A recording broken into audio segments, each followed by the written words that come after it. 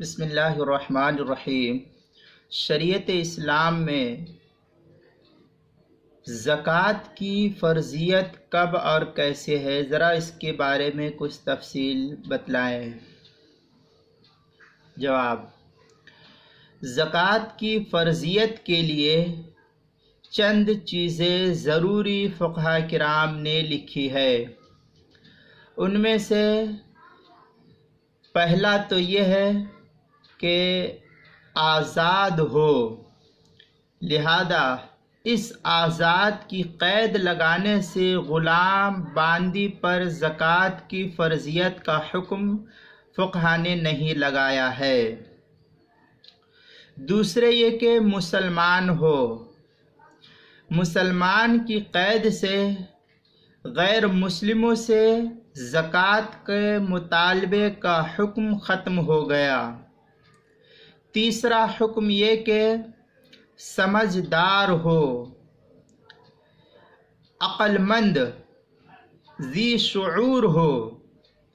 اب اس قید، سمجھدار کی قید لگانے کی وجہ سے پاگل پر زکوٰۃ کی فرضیت کا حکم نہیں ہے، لہذا ایسا شخص جس پر پاگل پن، جنون مسلسل سوار ہوتا ہو، اس پر بھی زکوٰۃ کا حکم لاگو نہیں ہوگا۔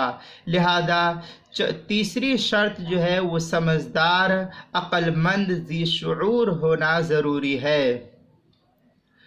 چوتھی شرط زکوٰۃ کے لیے بالغ ہونا شرط ہے، لہذا اگر کسی نابالغ کے پاس بہت زیادہ مال ہے تو شریعت ایسے نابالغ بچے کو مکلف نہیں کہتی کہ تم زکوٰۃ ادا کرو، بلکہ بالغ ہونا شرط ہے۔ لہذا اگر یہ شرط پائی جائے گی تب جو ہے اس کے اوپر زکوٰۃ کا حکم لاگو ہوگا۔ پانچویں یہ کہ اسے زکوٰۃ کی فرضیت کا علم ہو، خواہ حکمن ہو، جیسے اسلامی مملکت میں، اسلامی ماحول میں رہنے کی وجہ سے ہوتا ہو، یا یہ کہ اسی طریقے سے جن علاقوں کے اندر رہتا ہے ان علاقوں کے اندر جو ماحول اسلام کا پایا جا رہا ہے اس کے مطابق اس کو زکوٰۃ کی فرضیت کا علم ہو۔ یہ 5 اسباب زکوٰۃ کی فرضیت کے تعلق سے فقہاء لکھتے ہیں۔ چنانچہ عالمگیریہ کی عبارت ہے وَأَمَّا شَرْطُ وُجُوبِهَا فَمِنْهَا الْحُرِّيَّةُ حَتَّى لَا تَجِبُ الزَّكَاةُ عَلَى الْعَبْدِ۔ اسی طریقے سے تھوڑی سی اور عبادت نقل کی ہے وَمِنْهَا الْإِسْلَامُ حَتَّى لَا تَجِبُ عَلَى الْكَافِرِ کے تحت بڑی لمبی عبارت نقل کی گئی ہے، میں مختصر آپ کو یہاں پر بتلایا ہوں۔ چنانچہ تفصیل دیکھنا ہے تو پہلی جلد فتاوی عالمگیریہ کی 172 صفحے پر نقل کی گئی ہے۔ البحر الرائق اس کی دوسری جلد 202 صفحے پر، اور تاتار خانیہ جو زکریہ بک ڈپو کا چھپا ہوا نسخہ اس کی تیسری جلد 133 صفحے پر۔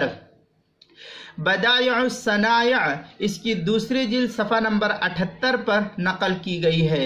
اسی طریقے سے در مختار مع شامیہ کے اندر ہے والعلم به ولو حکما ککونہ فی دارنا، اس کے تحت جو ہے شامیہ کے اندر نقل کی گئی ہے عبارت، تیسری جلد 174 صفحے پر۔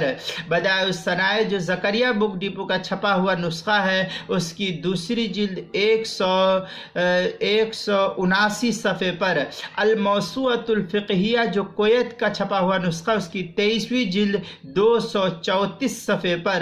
اسی طریقے سے اردو کتاب المسائل کے اندر بھی ان مسائل کو بیان کیا ہے، دوسری جلد 209 صفحے پر اور 210 صفحے پر۔